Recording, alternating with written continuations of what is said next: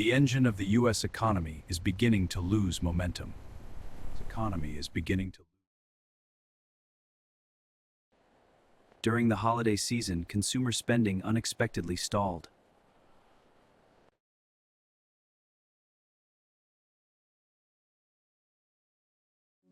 Wage growth has slowed to its weakest pace in 4 years.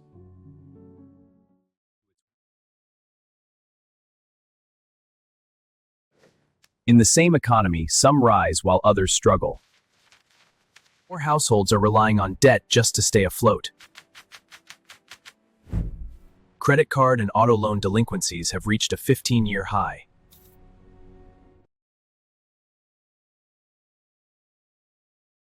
Consumer spending makes up nearly 2/3 of economic growth.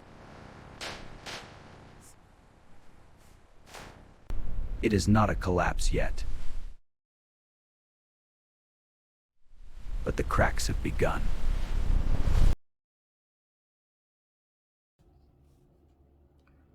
Tsummanおじ今日のニュースを読みます。CNN Americans might finally be buckling under the weight of rising debt and slowing wage growth by Brian Mena and Alicia Wallace, February 10th, 2026. The US economy's engine may be starting to sputter as American paychecks lose steam and their debt becomes even more unwieldy. New data shows Tuesday. Retail sales were unexpectedly flat in the crucial holiday month of December. The commercial department said, well below the 0.4% gain economists predicted in a FactSet poll. By comparison, retail sales rose a solid 0.6% in November. Also, in the first quarter, Americans' wages grew at a weakest pace in more than 4 years, and a greater share of households fell further behind on their debt, according to a separate report out Tuesday. Taken together, the data suggests that the world's largest economy ended last year on shaky footing in the face of ongoing affordability concerns. Still, economists widely expected bigger tax returns and the Federal Reserve's string of interest rate cuts last year to drive growth. There has been a lot of damage done the last few years to household finance, with the rising inflation, rising cost of living pressures, rising interest rate.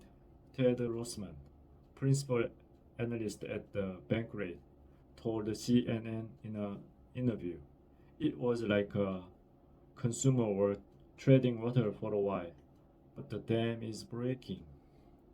Spending and wages lose momentum." Retail sales declines across most of the categories tracked by the Commerce Department in December. Furniture stores and specialized niche stores such as florists saw the largest drop in sales, both declining by 0.9%. This data is adjusted for seasonal swings, but not inflation.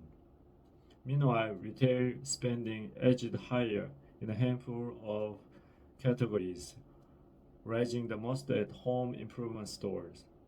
The measure that stripped out volatile sales such as building materials and gasoline and gives a better indication of underlying demand for 0.1% in December, according to FactSet, well below the 0.4% advanced economists had predicted. Its key figure, economists refer to as the retail sales control group. The latest data underscores how U.S. consumers have been under pressure in recent months. Over the past year, hiring in the United States has slowed to crawl. People's feelings about the economy have crumbled and inflation has remained stubbornly elevated. December's retail sales figure, delayed because of last year's government shutdown, came as American pay gains slowed to the weakest pace in more than 4 years, according to a separate report released Tuesday from the Bureau of Labor Statistics. The Employment Cost Index, which measures changes in wages and benefits, rose 0.7% during the last 3 months of 2025, marking the slowest quarterly increase since 2021, BLS data shows. Lower-income consumers are under even greater financial pressure. Well-to-do households are seeing their wealth increase and are powering spending, while lower and middle-income households are experiencing increased strain. Economists have called this dynamic the K-shaped, two-lane or windshield economy.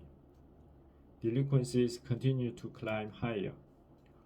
Lower and middle-income Americans have leaned more heavily on credit cards and other loans to help them try to keep up as many aspects of life grow increasingly unaffordable.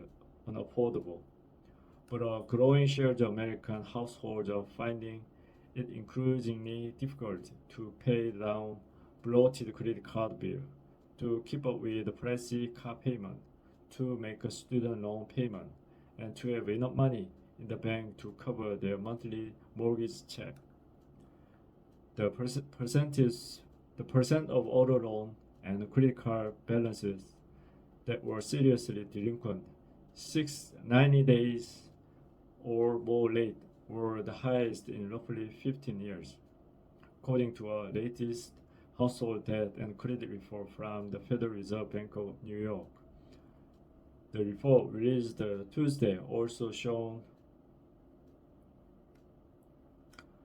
the newly delinquent mortgage 30 days past due were the highest in 10 years. The delinquencies are most pronounced in low-income zip code, New York Fed research noted. The opposite is true for those the highest income zip code. The latest debt data doesn't yet raise the red flags about overall consumer health. However, it does show that some people are really struggling, which could ultimately negatively impact the economy. Justin Bagley, an economist at Moody's Analytics, told CNN in an interview, if the delinquencies and defaults that wreak the havoc on the individual level start to affect the wider swath of Americans, they can eventually boil up to negatively impact consumer spending, he said. Consumer spending accounts for 2/3 of economic growth. 以上です。